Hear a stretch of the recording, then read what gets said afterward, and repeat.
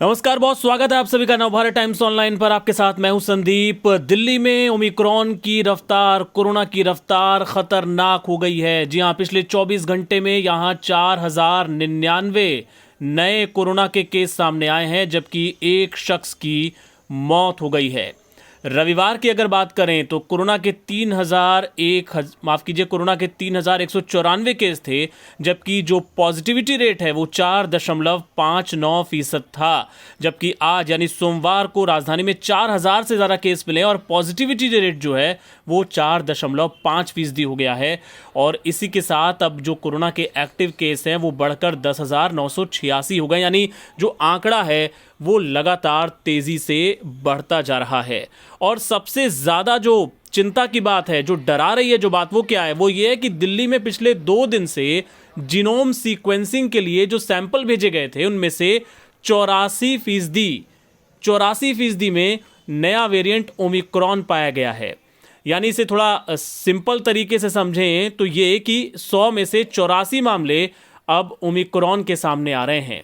यानी ओमिक्रॉन तेजी से फैल रहा है, जबकि जो डेल्टा है वो काफी पहले से कम हो गया है। और पिछले 24 घंटे का जो पॉजिटिविटी रेट है वो भी बढ़कर 6.46% हो गया है। ये एक बड़ा इंडिकेटर है जो कि सरकारों को, लोगों को अलर्ट कर रहा है।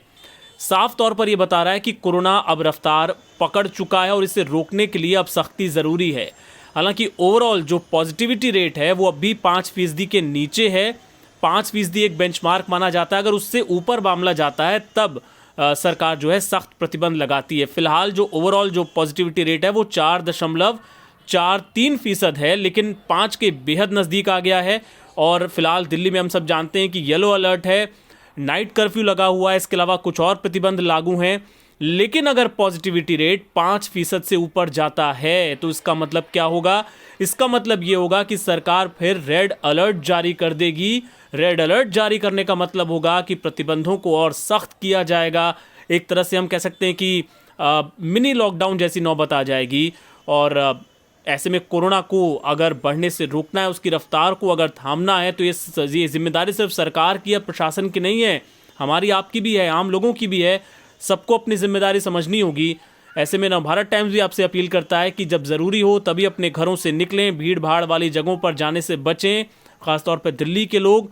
और आपको ये सब बताने का मकसद ये कतई नहीं है कि आपको हम डराएं या आप में कोई घबराहट पैदा हो, लेकिन इसका मकसद आपको बस ये समझाना है कि अलर्ट रहने की ज़रूरत है। अब तक भारत में ओमिक्रॉन का जो अनुभव है वो ये बताता है कि बहुत ज़्यादा गंभीर कोई मरीज़ अब तक नहीं हुआ है। लेकिन समझना सबको ये है कि अगर कोई बीमारी इतनी तेज़ी से फैलेगी, रोज़ाना अगर सैकड़ों हज़ारों मामले सामने आने लग जाएंगे, तो हमारा जो हेल्थ सिस्टम है, हमारे जो अस्पताल हैं, ज़रा सोचिए उन पर कितना बोझ बढ़ेगा। और फिर हमने देखा है कि किस तरह की दूसरी लहर में लोगों ने मार झेली थी। तो ऐसे में उसकी नौबत ना आए, इसलिए सबको बहुत अलर्ट और सावधान रहने की ज़रूरत है। बहुत बहुत शुक्रिया।